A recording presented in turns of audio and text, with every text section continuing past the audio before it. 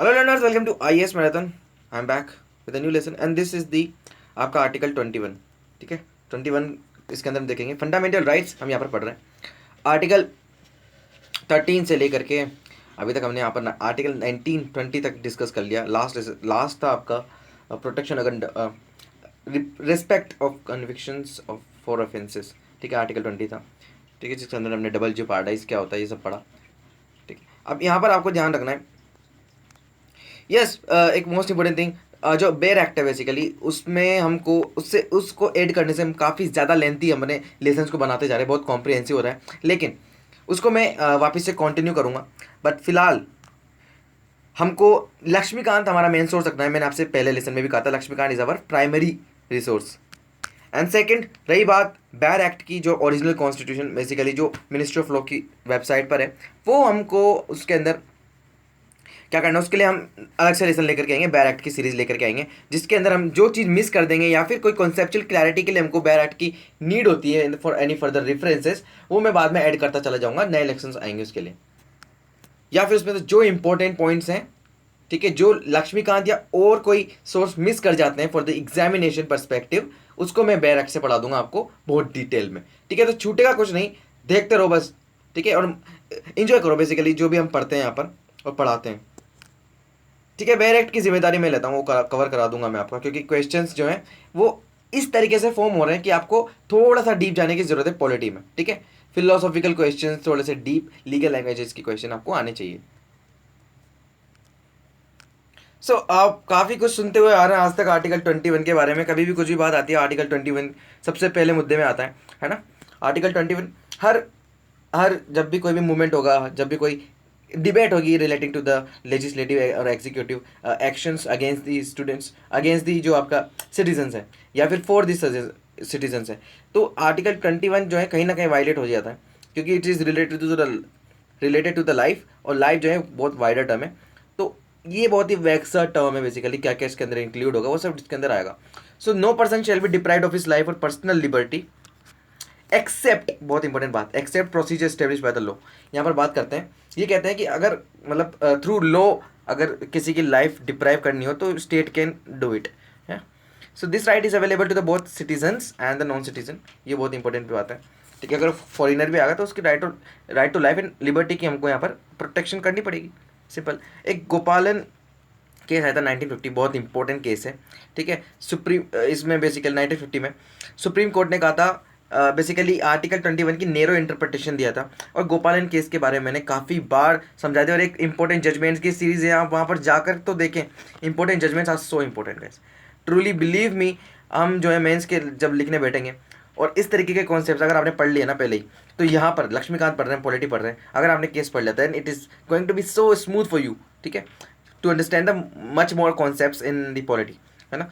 तो एक बार जाकर के पढ़ लेना, वहाँ भी मैंने बहुत ईजी लैंग्वेज में समझा दिया है। इसने क्या किया था, सुप्रीम कोर्ट ने उस टाइम पे बहुत कंजर्वेटिव अप्रोच के साथ आर्टिकल 21 की नैरो इंटरप्रिटेशन दी थी। उसने कहा था कि आर्टिकल 21 जो है is available only against the arbitrary executive action, यानी कि अगर सरकार ने कुछ किया तो उसके खिलाफ आप आर्टिकल 21 की प्रोटेक्शन है आपके पास, बट अगर लेजिस्लेटिव एक्शंस किए गए then it is not covered under the jurisdiction of article 21। ठीक है, यानी कि क्या है, स्टेट जो है राइट टू लाइफ और पर्सनल लिबर्टी डिप्राइव कर सकता है किसी भी पर्सन को बेस्ड ऑन द लॉ जो कि लेजिस्लेटिव बना रही है। सिंपल। अब ये इसलिए किया जाता था क्योंकि उस टाइम पे प्रोसीजर, एक बार देखो उस टाइम पे क्या था, procedure established bye the law जो था वो हैवियर था। ठीक है, यानी कि इसका वर्ड ज़्यादा था उस टाइम पे, और अभी चेंज हो रहा है टाइम। मैंने आपसे पहले भी कहा था कि अब हम पढ़ रहे हैं due process of the law.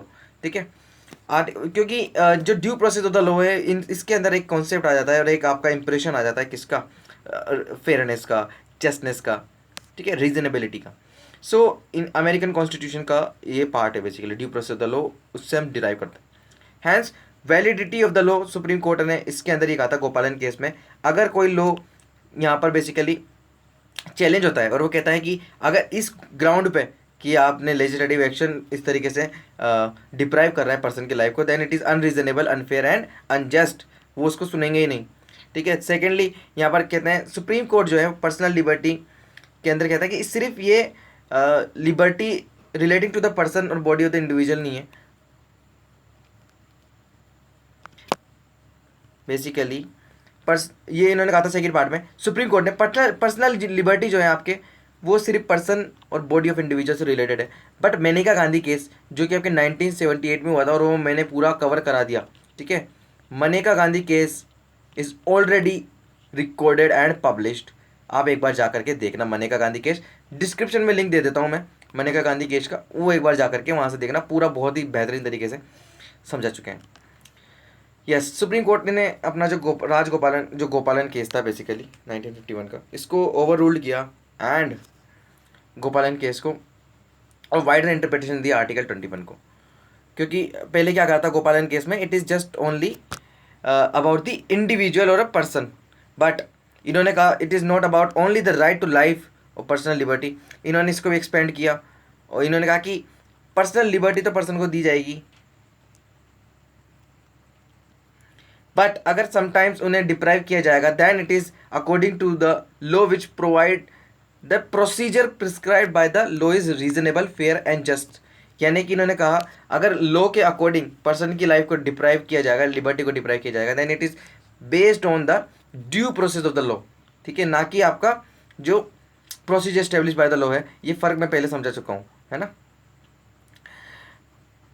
In fact अगर हम बात करें तो protection under article 21 should be available not only against the arbitrary executive action, but जो आपका लेजिस्लेटिव एक्शन है उसके खिलाफ भी आपको प्रोटेक्शन दी जाएगी अंडर आर्टिकल 21।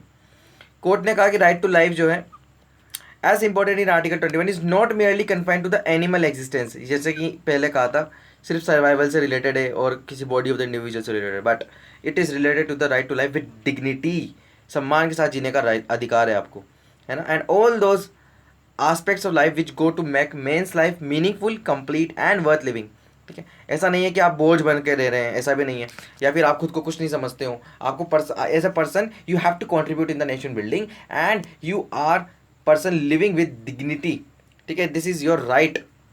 सो इन्होंने ये भी कहा कि पर्सनल लिबर्टी का जो expression in article 21 is the widest amplitude and it covers the variety of rights that go to constitute personal liberties a man। बहुत सारी चीज़ें आ गई अब तो डिग्निटीज़ में, आपके पास राइट टू ड्रिंकिंग वाटर भी है ना, और अभी हम आगे पढ़ने वाले हैं वो क्या क्या है, जैसे कि राइट टू इन्फॉर्मेशन वगैरह, ठीक है। अब सुप्रीम कोर्ट ने रीअफर्म किया इस जजमेंट को मेनका गांधी केस में, जैसा कि अभी आपने बताया, मैं आपको बताया मैंने, एंड इन्होंने कुछ राइट्स को अंडर आर्टिकल 21 को डिक्लेयर किया दैन कि ये आर्टिकल 21 के अंदर आते हैं, बट ये ओपन टू बहुत ही ओपन है, तो इसके अंदर एडिशंस होते रहते हैं, ठीक है। सुप्रीम कोर्ट ने यहाँ पे कहा कि right to live with dignity of course, ठीक है। इसके बाद डिसेंट इन्वायरमेंट का, पोल्यूशन फ्री वाटर और एयर मिले आपको, है ना। हजार्डियस इंडस्ट्रीज के खिलाफ अगर आपको कभी केस करना हो तो आप आर्टिकल 21 के अंदर केस कर सकते हो, because it can creates a pollution और बहुत सारी डिसीज आती हैं इससे। Right to livelihood, right to privacy, right to shelter, health, free education among the childrens of 14 years of as,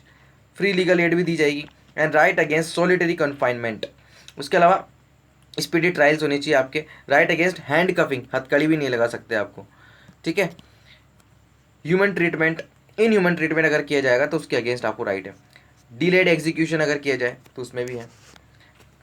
abroad, travel abroad, ये आया था बेसिकली आपके मेनका गांधी केस के बाद, ठीक है। मेनका गांधी केस के बाद ये आया था कि दैन कि आपका travel abroad is a fundamental right under article 21। Bonded labour के खिलाफ, कस्टोडियल हैरेसमेंट के खिलाफ इमरजेंसी मीडियल एड देनी चाहिए, and medical treatment in government hospitals timely, ठीक है। अगर आपको देखो, अगर कोई गवर्नमेंट हॉस्पिटल में गया, अगर आपको वहाँ मेडिकल ट्रीटमेंट नहीं मिल रहा timely, then you can directly sue it in the supreme court. Fundamental right violate हो रहे हैं आपके, लेकिन लोगों को पता नहीं है उनके अधिकार। See, so there is a very much और very grave need to spreading the awareness about their rights. जनता को पता होना चाहिए उनके अधिकार क्या है। गवर्नमेंट हॉस्पिटल में भी अगर मेडिकल ट्रीटमेंट नहीं है, then you can directly go to the court. Fundamental right, supreme court को उसको हर्ट करना ही पड़ेगा, ठीक है। Right not to be given driven out of the state, right to fair trial होगा, यानी कि प्रोसिक्यूशन अगर आते हैं तो वो फेयरली आपका केस लड़ेगा, ठीक है। Right of prisoner to have a necessities of the life, prisoners के भी राइट होते हैं, and it is part of आपका article 21। Right of women to be treated with decency and dignity, ठीक है, तो ये स्पेशल राइट है। राइट अगेंस्ट पब्लिक हैंगिंग, यानी कि पब्लिक में आपको हैंग नहीं किया जा सकता। Right to road in hilly areas, right to information, right to reputation, judgment of conviction appeal कर सकते हो उनके खिलाफ, फैमिली पेंशन का, उसके अलावा economic justice, social justice, empowerment, right against bar fetters, ये भी इंपॉर्टेंट है, right to appropriate life insurance policy भी होना चाहिए, ये भी है, राइट टू स्लीप, हाँ this is interesting but it is your fundamental right, right to freedom from noise pollution, है ना, and right to substantial development and right to opportunity, ये सब राइट्स आपके आर्टिकल 21 के अंदर आते हैं। एक नया राइट भी आया था आपका आर्टिकल 21A के अंदर, राइट टू एजुकेशन का, जो कि स्टेट प्रोवाइड करेगा free and compulsory to all the childrens of age of 6 to 14, याद रखना 6 से 14 ईयर्स तक अगर आपको एजुकेशन नहीं मिल रही then you have to be liable to get that education, ठीक है, because it's your fundamental right and article 21। So अंदर आर्टिकल 21A की हम बात कर रहे हैं तो इसके अंदर ये सिर्फ एलिमेंट्री एजुकेशन को फंडामेंटल राइट बनाती है, ना कि आपका हायर और प्रोफेशनल एजुकेशन, राइट। अब एक चीज़ बता रहा हूँ, 86th कॉन्स्टिट्यूशनल अमेंडमेंट, इसको खा लो घोल के पी लो, आपको जो करना है करो, लेकिन इसको भूल मत जाना कभी, भूल कर भी, बहुत इंपॉर्टेंट है। क्यों? Because it make changes in the fundamental rights, yes of course, it make change in the fundamental duties, yes of course, and it make changes in the DPSPs, ठीक है, इसने DPSPs में चेंजेस किए, fundamental duties में change किए, fundamental rights में change किए, then it is yes of course most important constitutional amendment act in the field of education, it revolutionize the education field of India. तो ये act जो आया था आपके अमेंडमेंट एक्ट 2002 में आया था, yes of course under the Atal Bihari Vajpayee government, yes. So इनका मेजर माइलस्टोन क्या था कि हमको अचीव करना है एजुकेशन फॉर ऑल, हमारा भी ये है, IAS marathon is totally dedicated to provide free education to all, ठीक है। बहुत जल्दी हम जो है वो और क्लासेस के लिए भी स्टार्ट करेंगे, 11th 12th इन सबको भी फ्री क्लासेस, फ्री कोचिंग मिलना चाहिए, ठीक है। सो गवर्नमेंट ने डिस्क्राइब किया this step is a down of the second revolution in the chapter of citizen rights, ठीक है। सो यस, लेकिन अब आप सोच रहे होंगे इसके पहले क्या राइट नहीं था क्या? तो कॉन्स्टिट्यूशन में ये अमेंडमेंट करने के पहले फ्री एंड कंपलसरी एजुकेशन दी जानी चाहिए थी चिल्ड्रन को, लेकिन वो आपका DPSP का पार्ट था अंडर आर्टिकल 45, ठीक है। वो भी हम करने वाले हैं फंडामेंटल राइट्स के जस्ट बाद, हमको यही देखना है DPSP, जहाँ पर हम इसको वापस से लेंगे, वहाँ पर आपसे पूछूंगा मैं ये, आप आंसर करो प्लीज़, पार्टिसिपेट करो। अब DPSP है तो इन्फोर्सिबल नहीं है ना किसी भी कोर्ट में, तो यस इसलिए ढीला पड़ गया था उस टाइम पे ये। Now there is an scope of judicial intervention, at least fundamental rights बन गया, अब तो आप इसको चैलेंज कर सकते हो कि हमको जो है ये राइट से डिप्राइव किया जा रहा है, बिल्कुल जी। अब इस अमेंडमेंट ने चेंज किए फंडामेंटल राइट्स में, मैंने आपको बता दिया। सेकंड DPSP में आर्टिकल 45 का कंटेंट इन्होंने चेंज कर दिया, सब्जेक्ट मैटर इन्होंने चेंज कर दिया। अब स्टेट बेसिकली अभी क्या कहते हैं, ये कहते हैं कि state shall endeavour to provide early childhood care and education for all children until they completed their age of 6 years, यानी कि अगर आपने आर्टिकल 45 के अंदर इसको सही से पढ़ा है तो ये आपका 6 साल तक की जो है एजुकेशन स्टेट प्रोवाइड करेगा, ठीक है।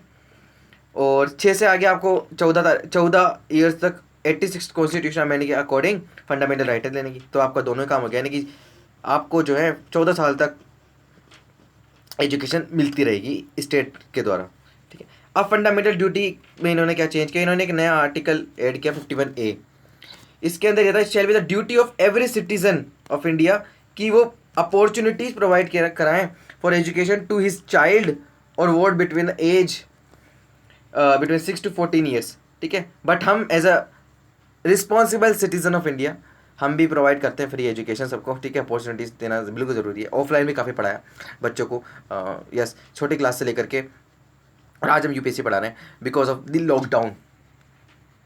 अब जो है फ्री एजुकेशन पढ़ाना बहुत मुश्किल हो गया ऑफलाइन जा जाकर घर से जाकर, ठीक है। आप सबको पता है सिचुएशन क्या है।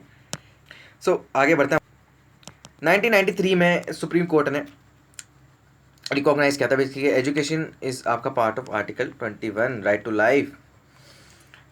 अब it held that every child और citizen of this country has right to free education until he completed the age of he और she completed the age of 14 years.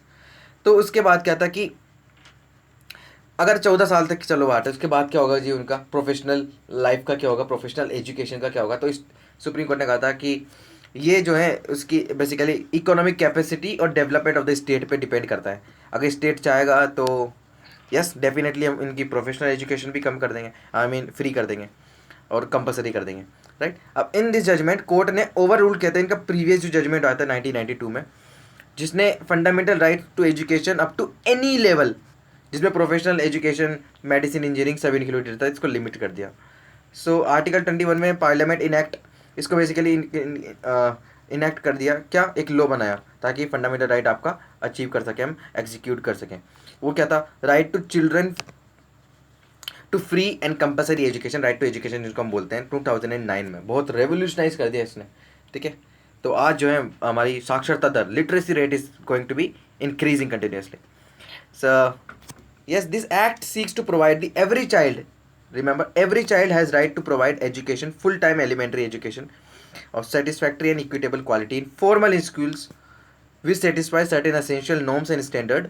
This legislation is anchored in the belief that जो आपका equality है, value of equality, social justice और democracy, just and human society बनानी है, तो इन सबको achieve हम कैसे कर सकते हैं, through inclusive elementary education to all, ठीक है।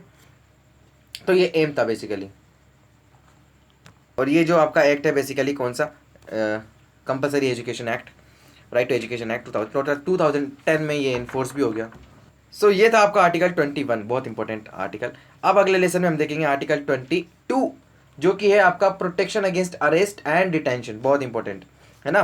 सो रिमेंबर, आपको क्या करना है, पढ़ना है अच्छे से एंड रिवाइज करना है अच्छे से, देखने लेसन्स और शेयर करना है प्लीज़। हमारा राइट टू हमारा जो राइट टू एजुकेशन है, ठीक है, पहुँचाओ सब तक। हमारा भी एम है फ्री एजुकेशन सब तक पहुँचाने का।